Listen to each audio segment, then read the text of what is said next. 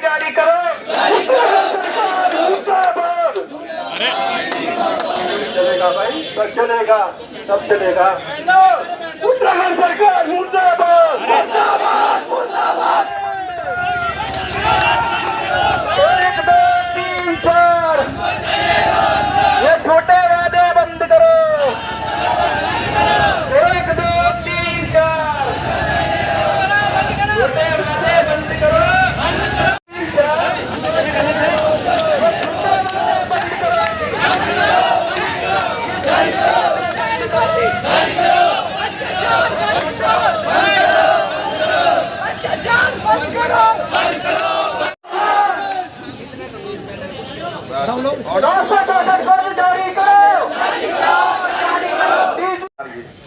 ये जो 764 पोस्ट दी गई है, इसमें जो 764 पद है, ये किसी विद्यार्थी ने नहीं छापा है। ये सरकार ने खुद कहा 2019 में, बड़े बड़े होर्डिंग लगे हर एक न्यूज़पेपर में, लोकल न्यूज़पेपर हो चाहे नेशनल न्यूज़पेपर हो, सब में ये छपा कि बहुत जल्दी से 764 पदों पर जूनियर इंजीनियर और TG2 ITI के विद्यार्थियों की वैकेंसी की जाएगी। और पूरे उत्तराखंड में हाईवे तक पे ये बड़े बड़े होर्डिंग लगाए गए कि बेरोजगारी पे बहुत अच्छा वार हुआ है और बहुत जल्दी से ये पद देखने को मिलेंगे। 2016 से आज तक जूनियर इंजीनियर के लिए, TG2 के लिए कोई भी पोस्ट या कोई भी वैकेंसी नहीं निकाली गई है। हर एक दिन UPCL में इतने सारे नए कनेक्शन होते हैं, हर एक महीने कई हजार कनेक्शन बन जाते हैं, तो उसे चलाने के लिए JEE की, TG2 की तो बेसिक आवश्यकता है। तो ऐसा कौन सा चमत्कारी मंत्र सरकार के पास में है कि बिना जूनियर इंजीनियर और बिना टेक्नीशियन के पावर सप्लाई को चला पा रहे। जो जरूरत है, जो बेसिक चीजें हैं, वो आज की डेट में इलेक्ट्रिसिटी है। और अगर हम लोगों के पास में मैन पावर ही नहीं होगी तो इंफ्रास्ट्रक्चर कभी मजबूत हो ही नहीं सकता। तो सरकार से आज हम लोग निवेदन करने आए हैं, आग्रह करने आए हैं और एक ज्ञापन देने के लिए आए हैं कि उनको याद दिलाने के लिए आए हैं। और ये धरना प्रदर्शन हम लोगों ने 2-4 दिन पहले ही अपना प्लान किया और ये सिर्फ एक शुरुआत मात्र है। अगर बहुत जल्दी ये धरातल पे नहीं आए तो एक बड़ी संख्या में विद्यार्थी वर्ग देहरादून पहुंचेगा और अगली बार में इतने बच्चे देहरादून पहुंचेंगे अगर ये नोटिस, ये भर्ती नहीं आई, कि ये गली पूरी भरी मिलेगी। तो ये सरकार को भी समझना चाहिए कि जो वादा कर रहे हैं कम से कम धरातल पे उतारे इस चीज को। एक चीज और है कि जब ये 764 पद दिए गए थे तो उस समय बहुत सारे ऐसे विद्यार्थी भी थे जो कहीं ना कहीं बेचारे अपने प्राइवेट जॉब कर रहे थे। अब सरकार का वादा ये होता है, उत्तराखंड सरकार का भी वादा ये है, भारतवर्ष सरकार का भी वादा यही है कि बेरोजगारी खत्म करनी है, वैकेंसी देनी नहीं, बेरोजगारी खत्म करनी है। ट्रिक कहां से लाए भाई, ये समझ में नहीं आता। उत्तराखंड की हालत ये है, अब तक जो भी भर्ती देंगे ये पूरी ईमानदारी से हो, ये बहुत बड़ा संदेह बना रहता है। UPCL पिटकुल में एक बार वैकेंसी दी, 2017 में पेपर करवाया, फिर दोबारा से री एग्जाम करवाया। अब जाके 2017 की भर्ती वालों को 2022 में ज्वाइनिंग मिली। अब सोचने की चीज ये है, 2016 में जिसकी एज 38 साल रही होगी, क्योंकि राज्य सरकार में 40-42 तक आप लोग एलिजिबल हो, तो 6 साल में वो तो अपना क्राइटेरिया से बाहर हो गए। तो कितने ऐसे लोग रहे हैं जो 2016 में फॉर्म भर सकते थे, लेकिन अब 2022 में उनकी एज भी अपना बाहर, तो क्राइटेरिया से बाहर हो गए। फिर कितने लोग ऐसे थे जो प्राइवेट नौकरी किया करते थे, उन्हें उम्मीद की किरण जगी कि चलो प्राइवेट नौकरी तो थी, अपना कभी भी कर लेंगे, सरकारी आई है तो अपना कुछ तैयारी करें। कितने लोगों ने प्राइवेट नौकरी भी छोड़ के अपना तैयारी करनी शुरू करी, लेकिन यहाँ आके देखा धरातल पे कुछ मिला ही नहीं।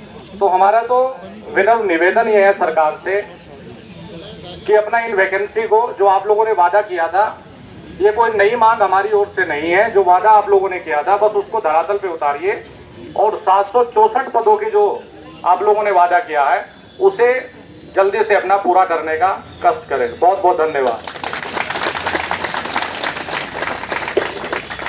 का है एनर्जी लेवल है उसे बनाए रखें। आप लोग धूप से बादल से डरना नहीं है। तो सबसे पहले भारत माता की जय, भारत माता की जय। तो आज का ये जो प्रदर्शन है इसे प्रदर्शन कहें या एक मांग कहें, क्योंकि इस प्रकार से अगर सरकार हमारे सामने पर चीजें ला रही है कि अगर मैं एक विद्यार्थी की बात करूं, एक स्टूडेंट की बात करूं, तो वैकेंसी को अखबारों में लाना, न्यूज में लाना, एक जियो पास करवाना, तो एक इस प्रकार की घटना है कि किसी भूखे को थाली तो दी गई, पर जब वो उस थाली को खाने के लिए आ गया है तो उससे वो थाली छीन ली गई, क्योंकि वो थाली सिर्फ दिखाई गई, वो थाली उससे परोसी भी नहीं गई। सिर्फ उसे ये आश्वासन दिया गया कि तू भूखा है, तुझे खाना दिया जाएगा। वो बेचारा अपनी मेहनत छोड़ चुका है, वो अपना यहाँ दूसरे तरीके से आ गया कि मुझे अब खाना मिलने वाला है। जैसे सर ने बताया भी कि कई स्टूडेंट ऐसे भी थे जो बाहर हमारे अलग अलग जॉब पर थे, अलग अलग तरीके से अपना रहन पोषण कर रहे थे, पर ऐसे आश्वासन के बाद एक विद्यार्थी को ये उम्मीद जागती है कि जो मैं प्राइवेट जॉब के अलग अलग प्रकार से धक्के खा रहा हूँ और मैंने जो एक कोर्स कहूँ या एक जो पढ़ाई जिस स्तर की है उस स्तर का अगर मैं अपना जीवन यापन नहीं कर पा रहा हूँ और सरकार अगर हमसे वादा कर रही है, तो आज ये जो सभी स्टूडेंट और हम लोग यहाँ पर आए हैं ये सिर्फ एक याद दिलाने के लिए है। ये ऐसा नहीं है कि मांग की जा रही है कोई, ये सिर्फ ये बताया जा रहा है कि ये आपने कहा है और आप इसको धरातल पर उतारिए। आप इस बात को, जिस बात को आप कहे हैं उस बात को प्रूव करें। जिस बात के लिए जो वादे आपने चुनाव से या उससे पहले विद्यार्थियों के हित में किए हैं, स्टूडेंट के लिए किए हैं, वो सिर्फ एक वादे नहीं, वो सिर्फ एक दिखावा ना हो, वो एक रियलिस्टिक चीज हो, रियल वर्ल्ड में हम लोगों के बीच में हो, स्टूडेंट के लिए वो हो कि। और दूसरी बात जो सरकार के सामने पर आज हम लोग कहना चाहते हैं, या अगर हम यहाँ पर सचिवालय में आए हैं तो ये किसी प्रकार का ऐसा नहीं है कि प्रदर्शन है या धरना है, ये सिर्फ एक छोटी सी आप लोगों को सिर्फ बताने के लिए कोशिश की गई है कि अगर इस प्रकार से ही मांगे पूरी होनी है तो फिर एक सरकार का, एक लोकतंत्र का होना कोई प्रभावित रूप नहीं है। जनता के बीच अगर आप चुने गए हैं तो जनता को ये याद दिलाने की जरूरत ना हो कि आपको उनके लिए क्या करना है। अगर मैं किसी परिवार का हिस्सा हूँ, किसी माता पिता का बच्चा हूँ, तो मुझे बार बार माता पिता को यह बताने की जरूरत ना पड़े कि मैं भूखा हूँ। माता पिता को खुद पता होता है कि मैंने सुबह से बच्चे को कुछ नहीं खिलाया, मुझे इसे भोजन कराना चाहिए। वही मांग, वही चीज आज स्टूडेंट लेके आए हैं।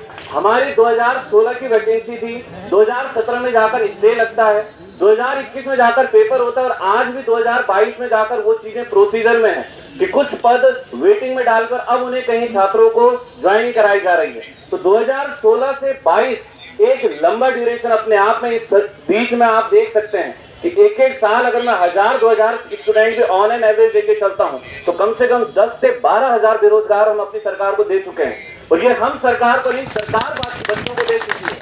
तो इसलिए ये सिर्फ एक छोटी सी आप लोगों की गई एक वादा को याद दिलाने के लिए कोशिश है कि अगर आप इसी प्रकार से सुन सकते हैं तो कृपया इस बात को सुने और जो वादे आपने किए हैं वो वादे आप छात्रों के साथ, स्टूडेंट के साथ जरूर पूरा करें, क्योंकि एक विद्यार्थी देश का नागरिक भी होता है और एक कर्तव्यनिष्ठ स्तंभ भी होता है। तो इस स्तंभ को दूसरे रास्ते की तरफ लगाने से अगर हम आज ये कह रहे हैं कि छात्र गलत रास्ते पर जा रहा है तो कहीं ऐसा सरकार को नहीं लगता है कि ये कोशिश शायद हमने इनके लिए की है।